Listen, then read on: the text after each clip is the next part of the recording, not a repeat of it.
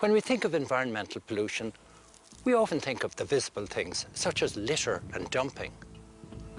But we typically don't consider the invisible things that can have serious effects on our health. Today we're going to look at some of the most strange and sinister things we've ever seen on EcoEye.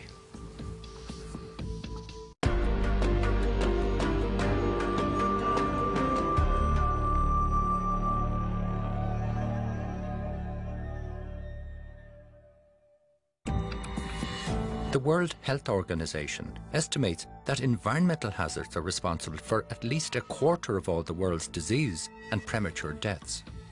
These are usually caused by air and water quality or insufficient sanitation. Here in Ireland, we dump thousands of chemicals into our water systems every year, and millions of tons of pollution into the air that we breathe. Heavy metals, pesticides, herbicides, household chemicals, nanoparticles and pharmaceuticals are all dispersed into our natural environment. We've permanently altered our landscape to suit industry and easy transport. But what has all of this done to affect something much more important, our health? Because the effects of these pollutants are so complex, we're only beginning to understand the damage we're exposed to by some of these hazards.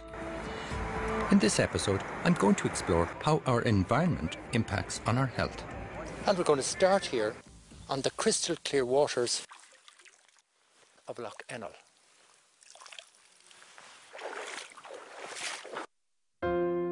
In past decades, Lough Ennell in County Westmeath was a complete environmental disaster. But with massive investments in the wastewater treatment plant for Mullingar, there's now a resurgence of angling and safe swimming in the lake for the first time in a long time. So what are the benefits now for the local community here? Every community needs clean water for bathing, for drinking, for recreation, even for food production. From our perspective, a thriving, clean fishery has economic benefits in terms of anglers coming to the locality to fish. Angling tourism to Ireland is worth about 750 million. My God, 750 million? Yes. Wow. There's no doubt the improvements on the lake were a big success for public health and the economy. But a few years back, Dermot helped specialist toxicologist Dr. Andy Fogarty discover something very strange about the lake's fish. So why did you pick this lake now for your study that you're doing on fish? Well, first and foremost, I'm a very passionate angler. Studies had been published back in the 90s about intersex in fish. Intersex, can you explain that? Yeah, intersex is the simultaneous presence of both male and female germ cells in the same fish. So you're looking at male fish with eggs. Male fish should not have eggs. You're looking at male fish having an enzyme called vitellogenin. That's a female protein. It should not be in it. Andy explained that with the help of Inland Fisheries Ireland, he took samples of fish downstream of the wastewater treatment plant and a control sample upstream. Back at his lab in Athlone IT, Andy discovered that the fish he had sampled had been dramatically affected by the chemicals in the water coming down from the plant. So when we looked at Mullingar, the Brosna, we actually found downstream of the sewage treatment plant, we actually had fish. Now in this case, it actually was roach. They actually had eggs in their testes. The male fish basically had female eggs in them. That should not happen. Andy explained that the new wastewater treatment plant system may have improved the problem here. But all across the country, our wastewater plants are not designed to remove these chemicals. They typically discharge straight back into the natural water system. We also have huge amounts of these chemicals coming from septic tanks and agricultural veterinary sources, all going straight into our natural water systems. Andy also discovered that trout were found to have delayed sperm production, all because the endocrine system of the fish was being affected by chemicals in the water. And where are they coming from? Well, they're coming from a consequence of modern living. They're coming from pesticides, they're coming from the human birth control pill, they're coming from plasticizers that make plastic flexible, they are coming from pharmaceuticals. So they are actually coming from modern living. does it affect us? Unfortunately, humans are incredibly complicated, okay? If we look at, let's say, decreased puberty, age of puberty, the average age of a girl entering puberty in the 19th century was 14 years. In the 1950s, it was 12 and a half years of age. Now, in Western societies, girls, the average age of onset of puberty is 10 and a half years. And what about boys? Boys, yeah. A very controversial study was published 20 years ago that said that the male sperm count, it was a Danish study, that the male sperm count had halved in the last 50 years. Now, are we saying that's directly got to do with endocrine disrupting chemicals? No. It could be due to things like increased, nutrition. It could be due to increased fat, where there was a report published recently saying that 25% of our 3-year-olds are now obese. So it could be to do with the fat and we're retaining these chemicals. And also, it could be due to the endocrine disrupting chemicals. Right. Humans are very multifactorial. There's lots of different reasons. Like there are 74 million chemicals out there. Your average person gets exposed to 70 to 100,000 chemicals every single day. The milk that you had this morning would have had lots of lipophilic compounds in it. The cereal you would have had chemicals in it. So we live in a sea. So to actually say it's due to one thing and not the other is very, very difficult. Right. All I can say is downstream of a sewage treatment plant that isn't working correctly, that I have found delayed sperm production in trout and I have found intersex in fish.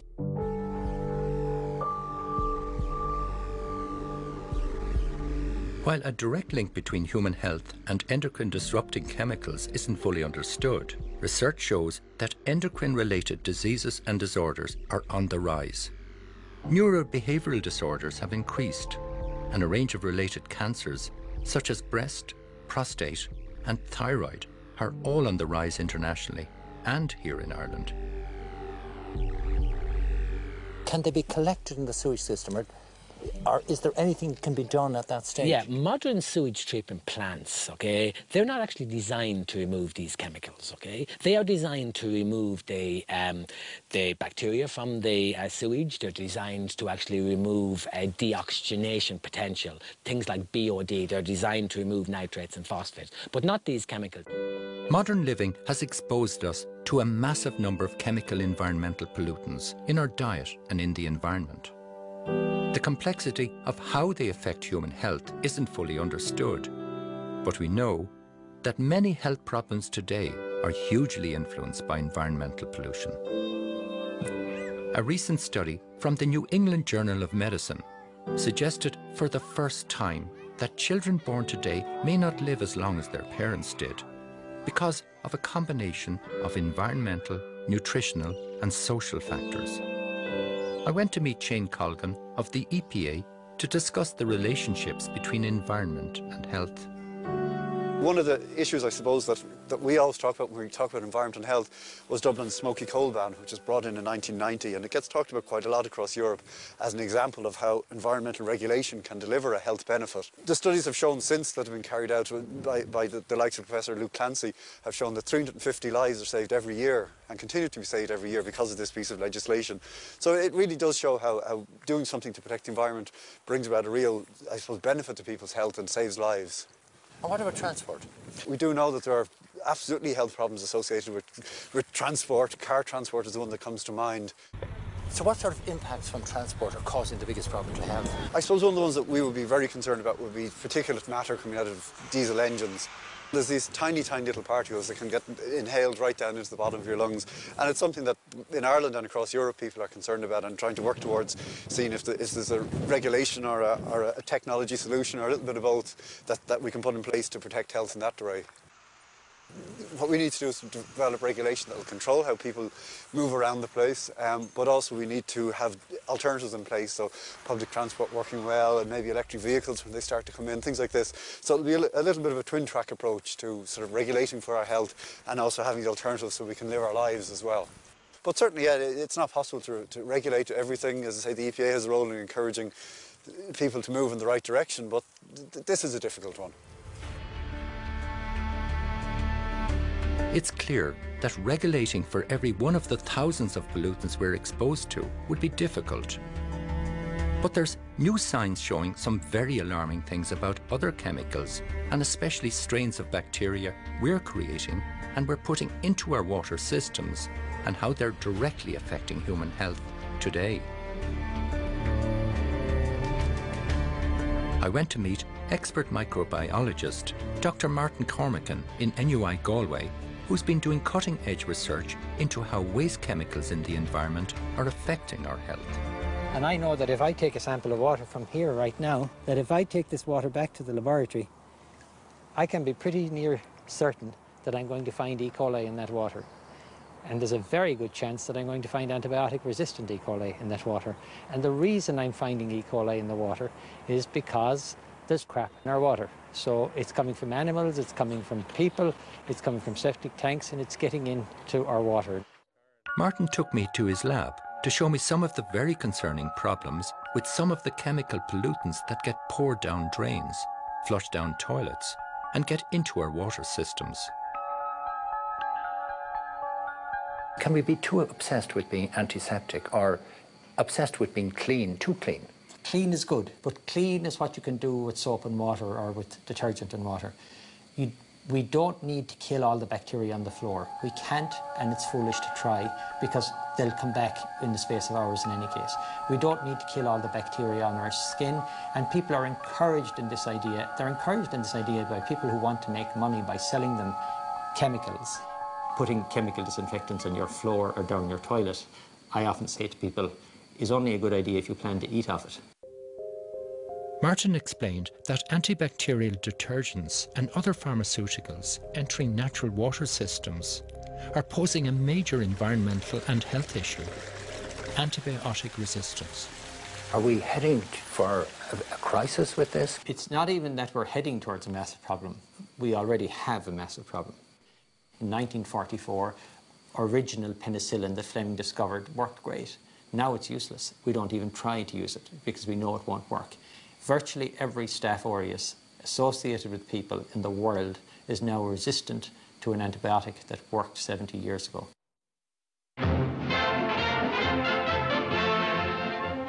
Into the bottles they pour the liquid medium in which will grow the mold that produces penicillin. To meet the demands of the Allied armies on every Possibly the greatest achievement in medicine in human history was the discovery of penicillin. This wonder drug enabled us to kill bacterial disease for the first time, where we were now able to perform life-saving operations with less risk of infection. Science has won another victory over death. But Martin explained that effective antibiotics may be coming to an end, and we could be heading to a world of no working antibiotics that can treat these rapidly emerging strains of bacteria. So why is it difficult now to find new antibiotics? The key thing about an antibiotic isn't that it kills bacteria just. You need something that kills bacteria and does no harm to the person. That's what you're looking for. Probably the antibiotics that we already have had in the last 70 years, I think, are probably the best ones that there were out there.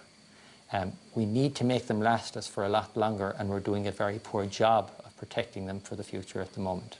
You can check and you can find traces of antibiotics in the natural environment, and most of that antibiotics is coming from the urine and the feces and the waste from people and animals who have been given antibiotics. And the antibiotic doesn't stop working because it's left your body. Antibiotics in the environment come from sources such as livestock and farms, and ingested through our bodies or unused medicines, and hospitals where wastewater ends up in the natural environment. These antibiotics mix with natural bacteria, where they can rapidly evolve into strains of harmful microbes that are resistant to antibiotics. I think what we're doing here is we're fundamentally altering the biodiversity of the bacteria that we share the world with. And I think changing that biodiversity of the bacteria that we share the world with has huge consequences for us. The immediately obvious consequence that everyone can see now is the antibiotic resistance problem. But I think there may be other things going on as well, things that we don't even properly understand. While exploring this subject of antibiotic resistance, it turned out to be much worse than I ever considered. I went to meet Dr. Barry McMahon, Hi, Barry. who's been researching microbial resistance in Ireland's wildlife at UCD. So how prevalent is this in Ireland? Well, almost anywhere we've looked for antibiotic resistance, we've found it. So we've looked at it in herring gulls in Ireland's Eye. We've looked for it in lesser blackback gulls on Great Saltee off the coast of Wexford. We've looked for it in black-headed gulls in Offaly. We found it. Starlings around the country. We found it, and even the deer in the Wicklow Mountains. We found it. So why is it important that it's in wildlife? I think the fact that antibiotic resistance has managed to get to far-flung places like the Arctic, the Antarctic, or even to Ireland's Eye, to the gull colony there, is an indication of how much possible excess usage is in clinical environments, in hospitals or in veterinary settings. So that's really the key point, is that it is a symptom of the overusage or abusage of antibiotic compounds. Each year, 100,000 kilograms of antibiotics are used in Irish agriculture. Much of this seeps back into our water systems. On top of this, we prescribe over twice the amount of antibiotics per person than some of our European neighbours. So why are we worse than most of the good countries in Europe? Why are we so bad? It's certainly a serious failure of policy, and I think the responsibility is on a number of areas. Doctors and veterinarians have prescribed too many antibiotics, and we as doctors and veterinarians need to do better about how we prescribe. But we also have to share that responsibility with the wider public and with farmers who have often wanted antibiotics in situations where there were other solutions that didn't require antibiotics, or where the best thing to do was to wait and let nature take its course. Antibiotic resistance is now estimated to be costing Ireland up to €1 billion in healthcare services, loss of productivity and other societal costs each year. MRSA and a host of deadly new strains of antibiotic-resistant infections, such as drug-resistant TB, are now killing 25,000 people a year in Europe. This kills more than AIDS and is fast becoming the global health problem of our time. Scientists sometimes get accused of exaggerating things. This is a global issue, and we are seeing levels of antibiotic resistance around the world which are absolutely frightening, in terms of the fact that drugs and different treatments that were used for a range of different bacteria in the last 10 or 20 years are now ceasing to work.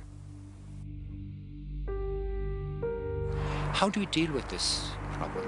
Well, the way that we deal with it is about getting better at, first of all, the managing septic tanks, and there's some change coming on that now, which is very welcome, but it's long overdue.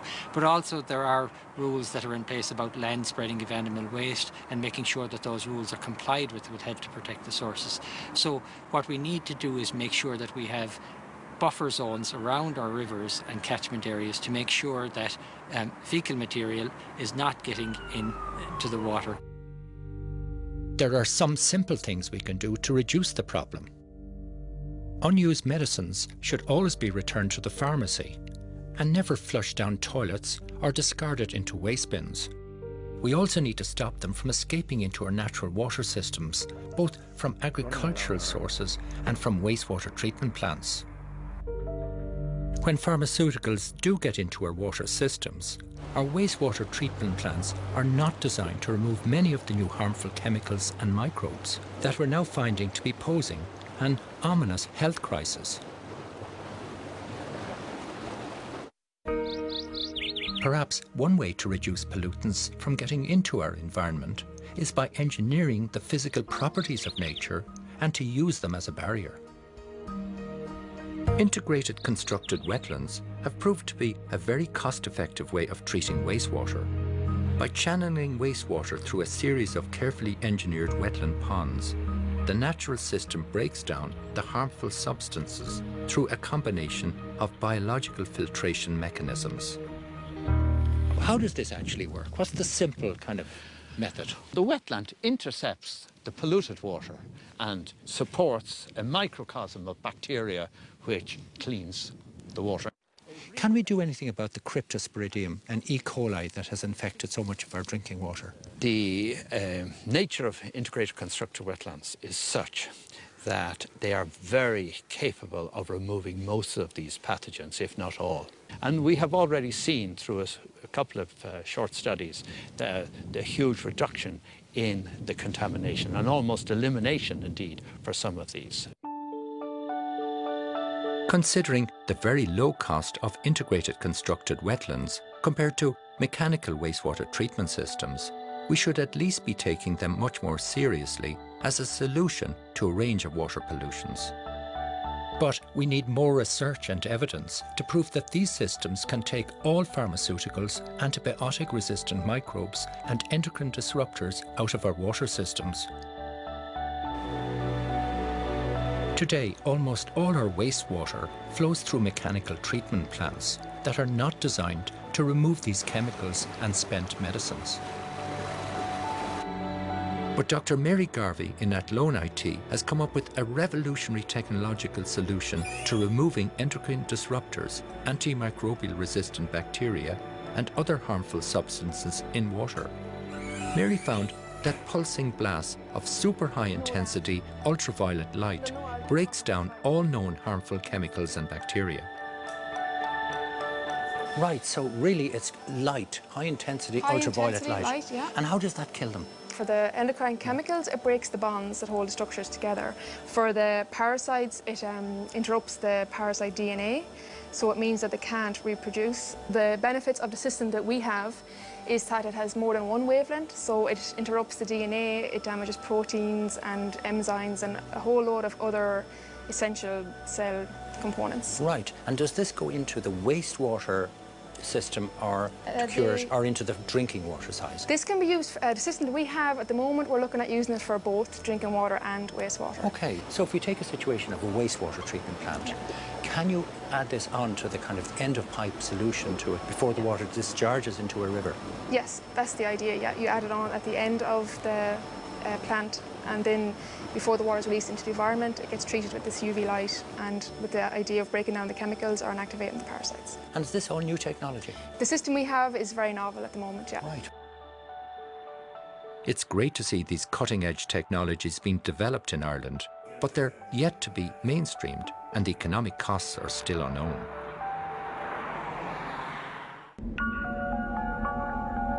Modern living is exposing us to a multitude of environmental toxins. New science is only starting to understand how some of these pollutants are affecting human health. It's an ongoing challenge for state, environmental and health authorities to keep up with new hazardous substances and their risks. So from my point of view, I think it's important to remember that we have to protect people's health so that it's safe, so we remove pollutants, we regulate, we do all of those things. But the other side of it is just recognising, getting out, valuing what's around us in nature, as I say, getting the air into your lungs, just getting out, stretching the legs, that's important too for your health. And it's lovely to be out here today. Fantastic. The benefits from exercising, filling your lungs with clean air, these are huge. And they're well documented through various studies which have shown that, you know, there's a health benefit from this thing. And the HFC have started doing some interesting work now up in Donegal on what they call a green prescription, which combines traditional treatment with nature, if you want to call it that, as a treatment for people who are dealing with stress. Obesity is an issue that's going to come big in Ireland. And if we can organise our environment and our nature so that you can access it easily, maybe you can drive there, you can park, and then get out and enjoy something clean. The environment is here for us, and the environment is a powerful thing to aid our health, our good health. It's clear that the natural environment has a strong relationship with our own health.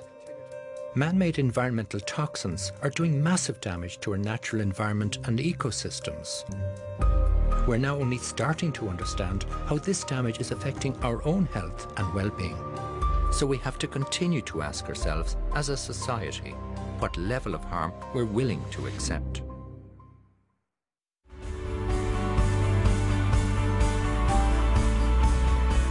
From the Bullwall in Clontarf to the National Botanic Gardens, broadcaster Jim Sherwin explores the streets of his native Dublin in Tracks and Trails on Friday at 7:30. While later the journey is coming to a close for the Operation Transformation leaders, they embark on their final challenge and discover how to stay motivated at 8:30.